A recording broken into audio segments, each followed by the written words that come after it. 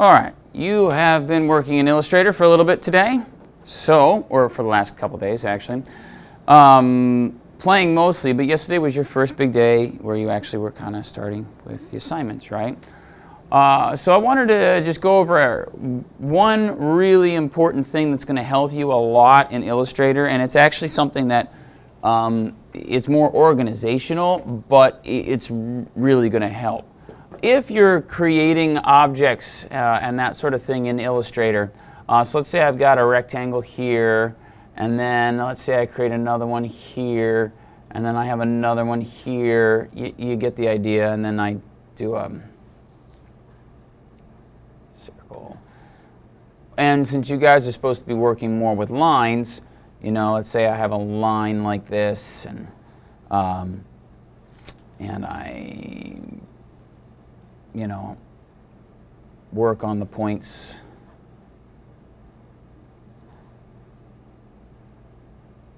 One of the things that you'll notice immediately is that as you create an object, okay, in Illustrator, the first one's now on the bottom, and the second one is then above that, and then the third one I created is now above that, and so on and so forth. And so as you start getting into your designs a little bit more, you may want a certain object to come forward. You may want that object to be closer to you, you know, closer in quotes, because of course it's a flat design. But you want to arrange them basically in a certain order. Now there's two ways to go about this. And how you use either one, it's up to you, doesn't necessarily matter. What you'll find is as you get more proficient in Illustrator, you'll actually start using both at the same time. In most Adobe programs, we'll go with the one that's, that most people can grasp at first, you actually have what we call layers. All right, and you can see right now we've got one layer. You can create a new layer. So let's say I've got all these guys on here, and then I want to make a new layer. And now I can start making, you know, some more shapes. And what's cool is I can then take that layer and drag it underneath the other layer and alter the object's appearance, you know, which one's on top, based upon which layers are on top. Now, what I just did by accident there, if you can see here, is I just dragged layer number 2 into layer number 1, which is kind of cool that you can do that, although rather frustrating. And all you do basically to change them is you just go, and you can see it's got little arrows there, see? Or you can drag them up like that. If you drag it into, see how the arrows are now on the layer? See those arrows right here? Okay. See how now they're below the layer, now they're in the layer? That's how I put a layer inside a layer. Okay?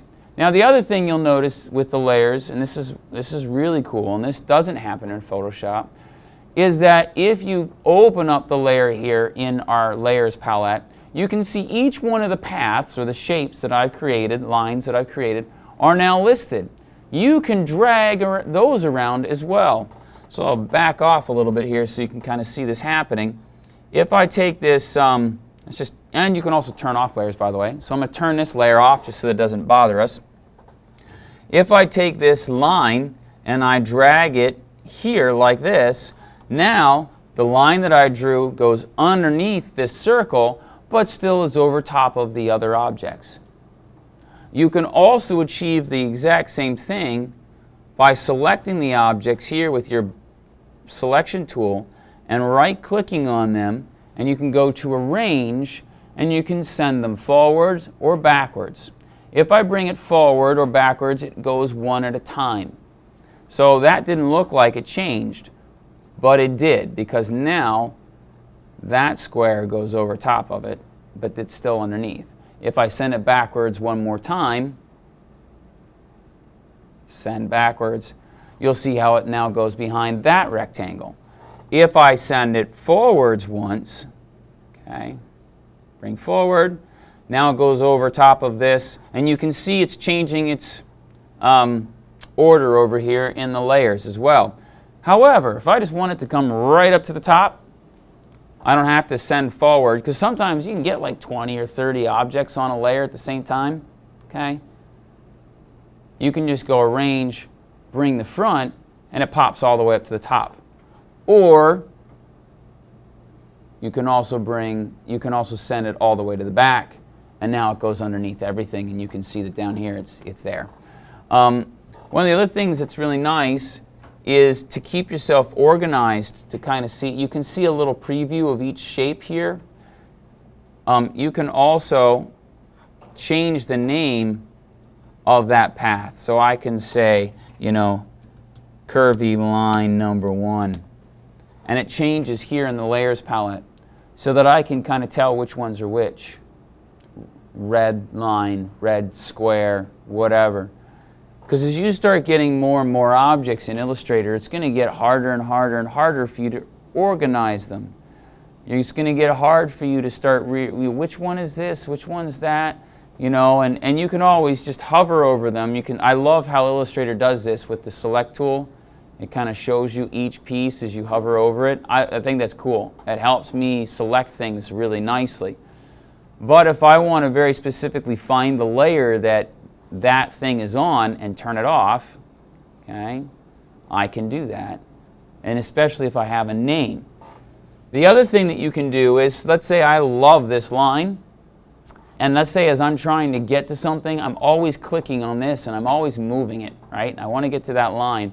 What I can do is I can just click on this. Notice that I guess I'll call it a sublayer.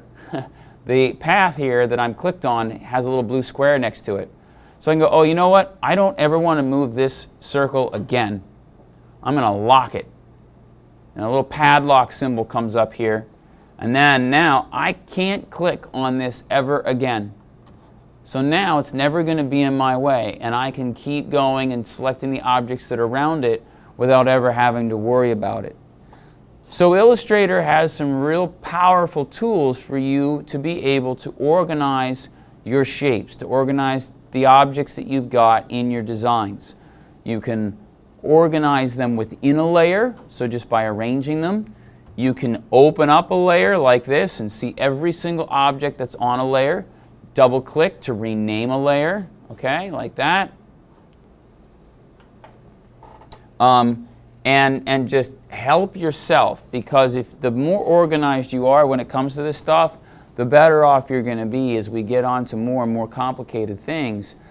This kind of organization and ability becomes really important, especially once we get into our Photoshop composites that we'll be doing, you know, towards Halloween time. That'll be really important to stay organized. So, real quick review. Any object that you make, it starts on layer 1.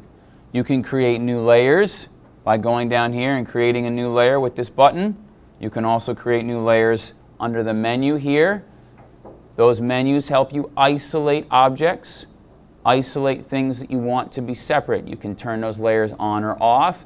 You can also lock the layers. You can also open up the layers in the Layers palette,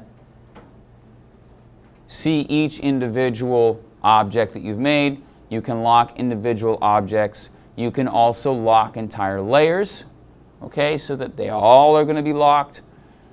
And you can also go in and right-click on any object and change, whoops,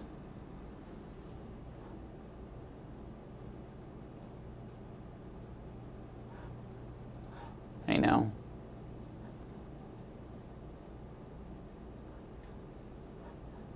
Is it locked? No, it's not locked. Why is it? Oh, select it. Once you select, that's it. I hadn't selected it yet. Once you click on it once and it's selected, then you can go right-click on it, arrange, and you can bring it forward one object at a time, or you can right-click on it and bring it forward or backwards, right up to the top, or send it all the way back to the bottom, and you can keep arranging your objects that way.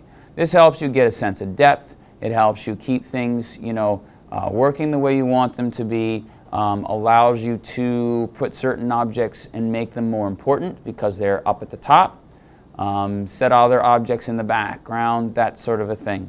Does this make sense?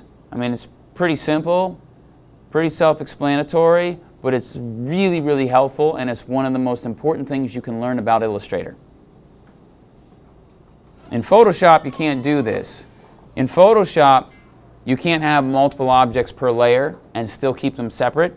If you've got multiple objects on a single layer in Photoshop, they all move together. There's nothing. So this is where Illustrator has a little bit more power than Photoshop in my mind, is that you can have these multiple objects on a single layer, which is really kind of cool. Okay? All right, that's it.